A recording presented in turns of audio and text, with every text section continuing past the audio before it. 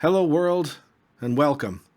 I'm Dawn, and in today's video we're going to go on a little bit of a journey that starts out in DxO Photolab 5. From there we're going to kick across to Affinity Photo, where I will just quickly combine focus areas in two different images, and then back again and into the new NiK Color Efex.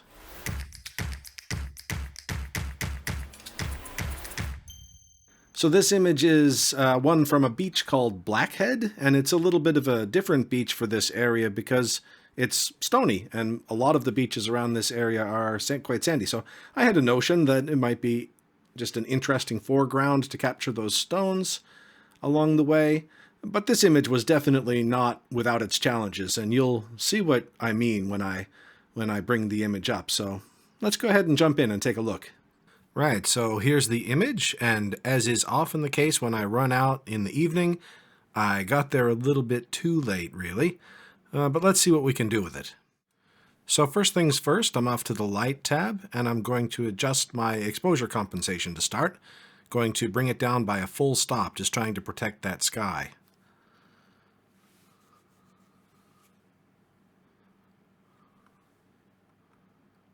Then, of course, the image is much too dark, so I'm going to bring my midtones and my shadows up quite a bit here just to try to compensate a little bit for that stop that I've just taken it down. In fact, I'll even raise those blacks just a touch.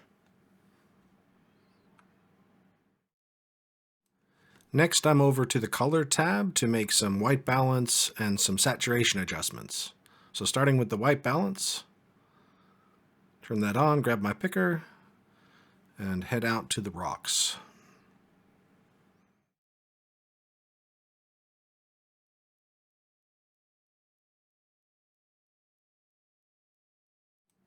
And after a little hunting and pecking, I've just decided I'm just going to put in the white balance that I'm keen on.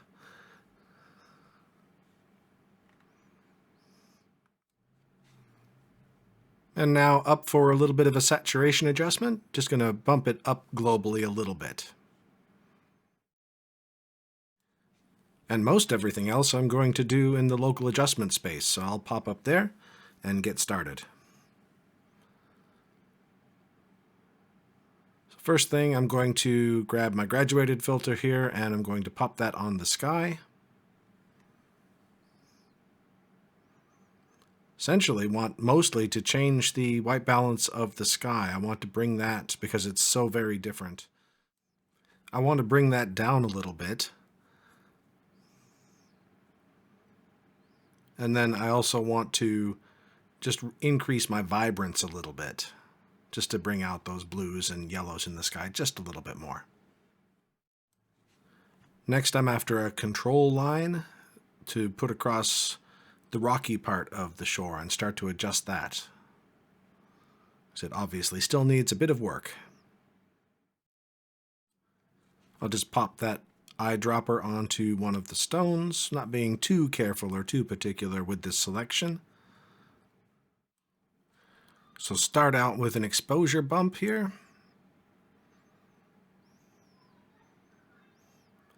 Next, I'm going to increase the clear view just a little bit. Then I'm going to up my midtones. Again, just trying to raise this up without flattening it out too much. A little bit of highlights, a little bit more exposure.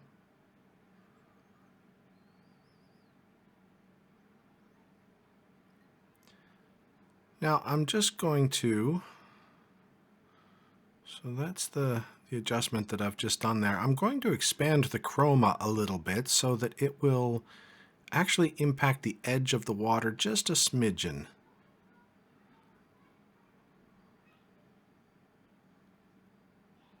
Just brightens that area up a little bit too. A little before and after.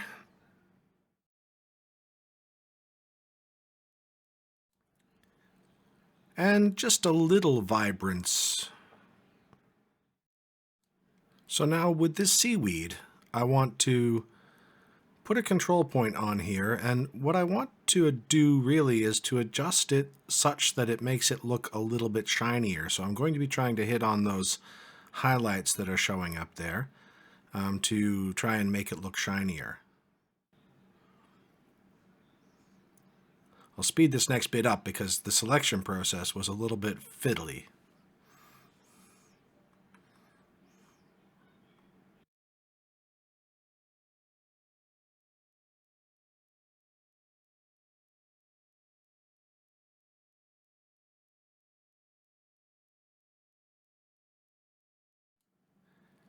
So you will have seen that I raised the midtones, the highlights, and even a little bit of shadows, and then shifted its position again to try to get just the right spot so that it would make the change that I was hoping for. But I think I'm happy with how it looks in the end.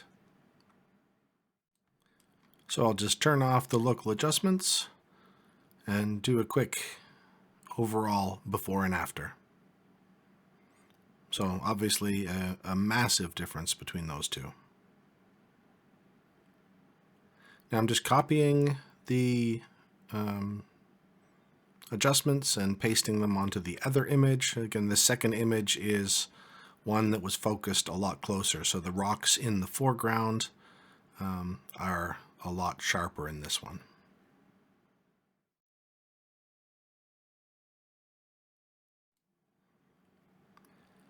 Interestingly, when I zoom in like this, you can quickly see that there's actually been a fair bit of noise introduced to these rocks because I have lifted them so much. But again, a little bit of deep prime, fix it up really quickly.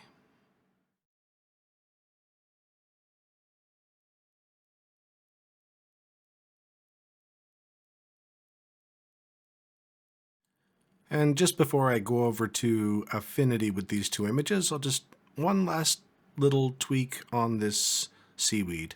Little bit of vibrance. And I think I will also do a little touch of micro contrast.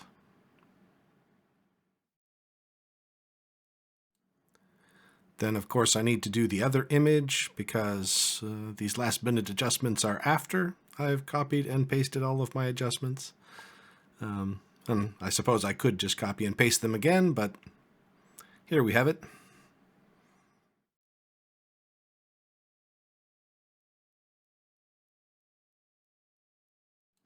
I'm on my way to Affinity Photo to combine these two. I'm going to speed it up, but I will leave it in for you to watch me.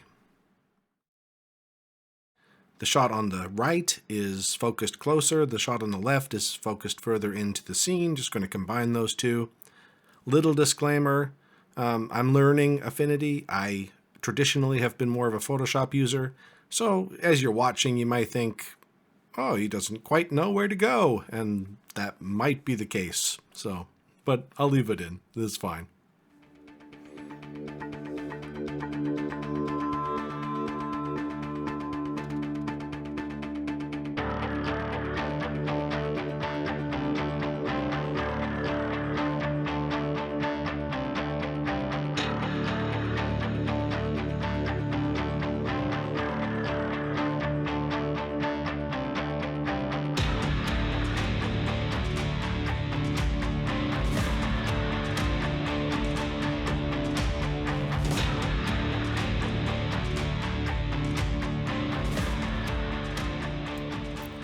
So here we are back again, and you can see this newly created image that I've got here. Then you can see that the foreground in this image is now absolutely tack sharp, which is exactly what I was hoping for. So now, as an added bonus, I thought that I would pop into NiK Collection and take this image through the new Color Efex 5. Maybe you have a chance to see some of the differences. Obviously, the new interface looks really, really nice. Nice and fresh and in line with the more modern stylings. I've got a few different filters that I'm going to put on things. You can see they're the ones that are starred here. So I'm going to start things off with a Pro Contrast filter. I'm just going to go through the different areas and increase each of them just a little bit. This is probably hands down my single favorite filter in this product. Absolutely love it.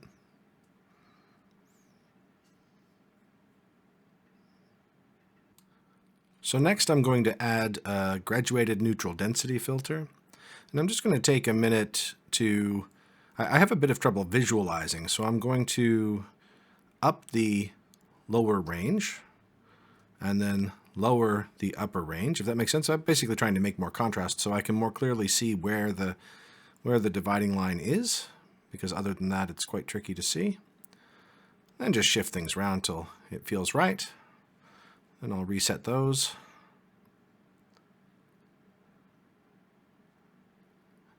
And then just go ahead and dial in the amount that I'd like.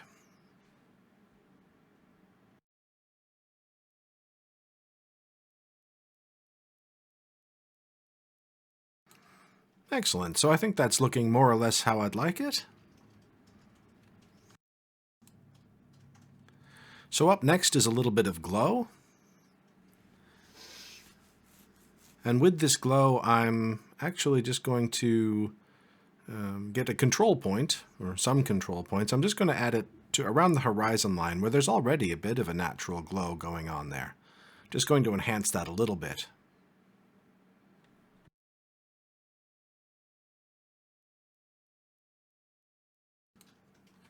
And again, just a small tweak here. Little increase in saturation.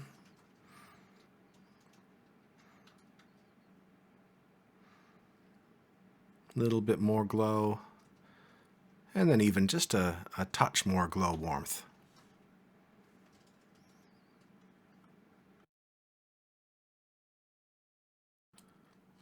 Now actually, just let me have a quick peek at how my highlights are doing. Aha! Look, I got a little bit of burnout, and I'm guessing that that's probably the pro contrast. So I'm just going to put on a little highlight protection there. And yeah, look at that. Just needs a little, takes care of it. And on to the last filter, which is brilliance and warmth. Just going to add a little bit of saturation here again to the whole image, and just a hint of warmth to the whole image.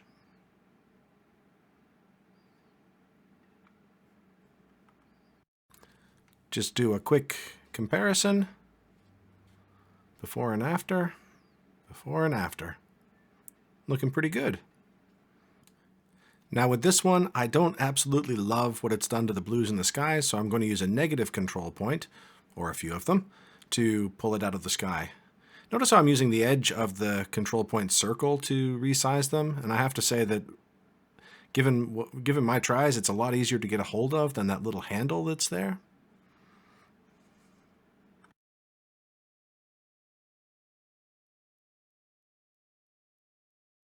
Just one more little tweak of my saturation. I just really like what the saturation does for that bit of yellow in the bottom left on the seaweed.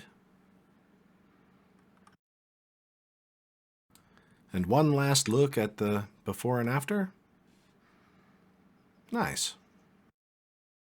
So I'll go ahead and apply this. Of course, I can always come back and change it if I need to, because I've got that little tick box ticked. And here we are back in Photolab. Let's just do a quick full screen. Get a good sense for how the image looks now. Not too bad, especially when you consider how it started. So, what did you think?